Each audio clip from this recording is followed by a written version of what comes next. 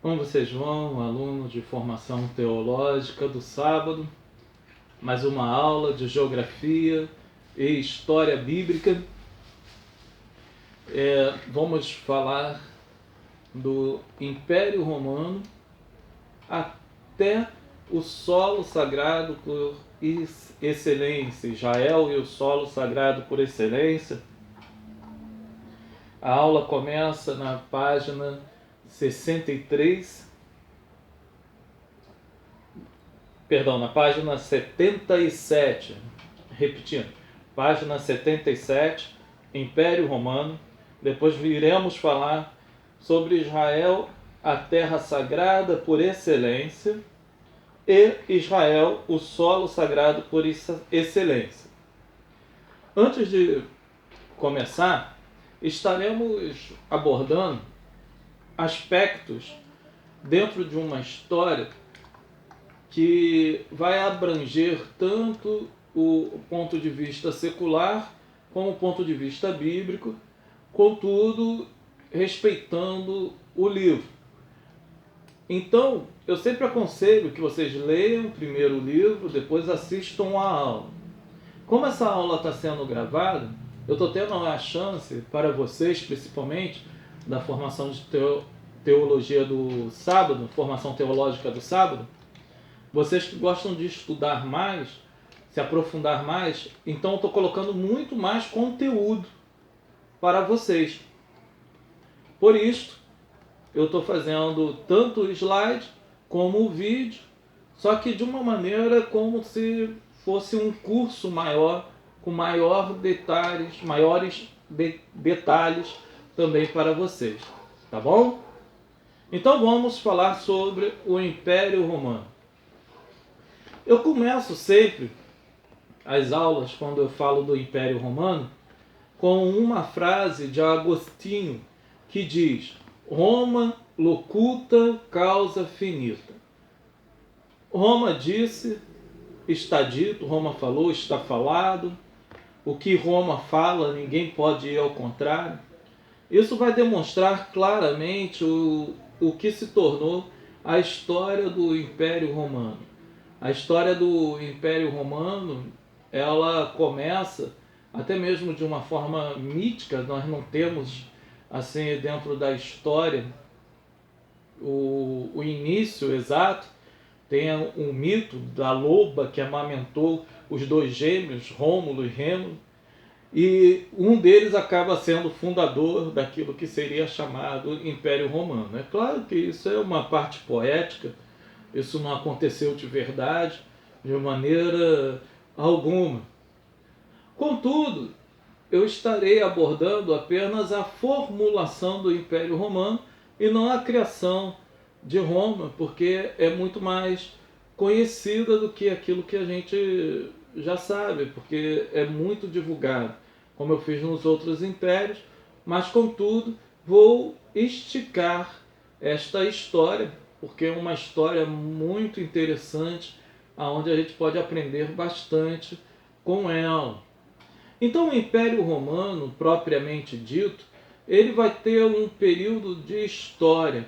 E esse período de história, ele vai se iniciar com a nomeação de Otávio Augusto, em 27 a.C., e vai terminar com a Roma, já dentro do Império Ocidental, em 457, que vai marcar, dentro do período histórico, o fim da história antiga ou Idade Antiga para o início da Idade Média, que é quando já começa um novo período histórico. Essa palavra império, ela é uma palavra que é tirada do latim imperator, que significa aqueles que mandam.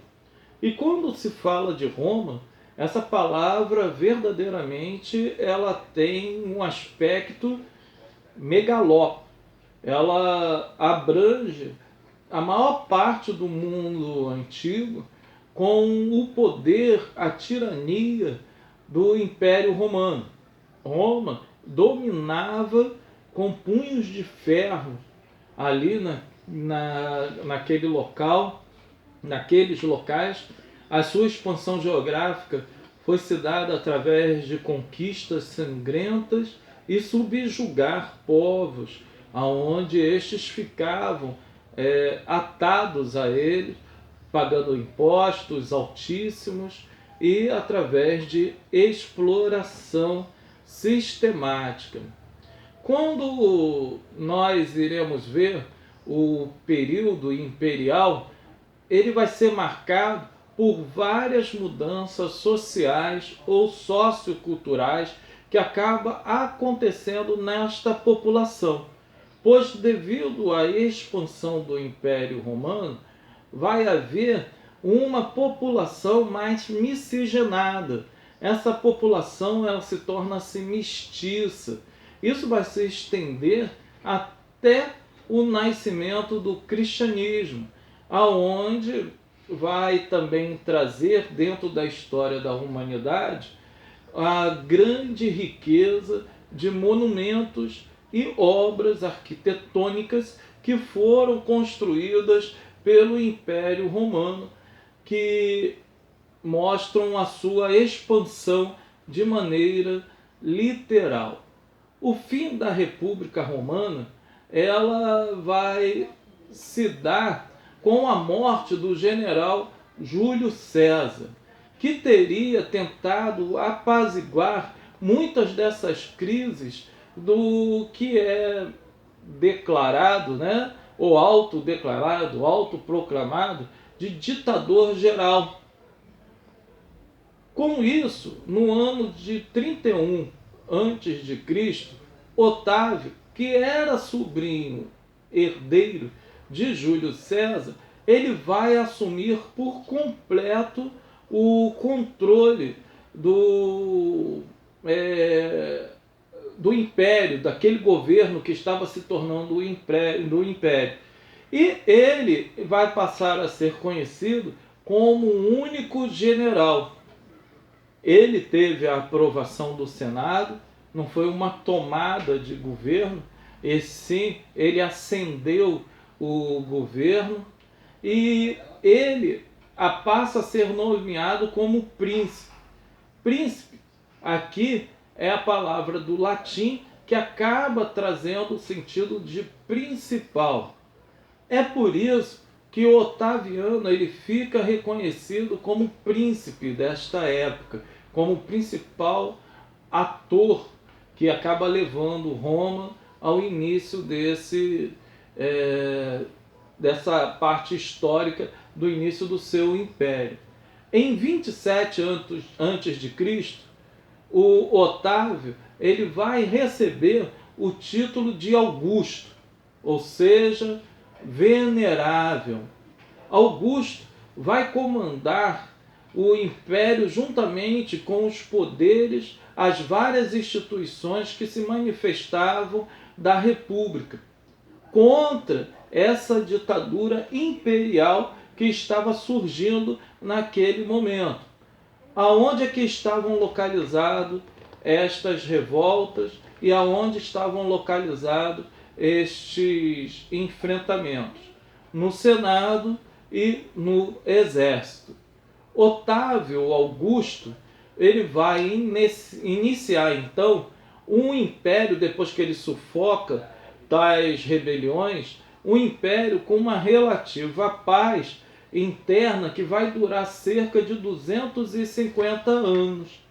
Essa paz de 250 anos é o período que é denominado na história como Pax Romana, ou seja, paz romana.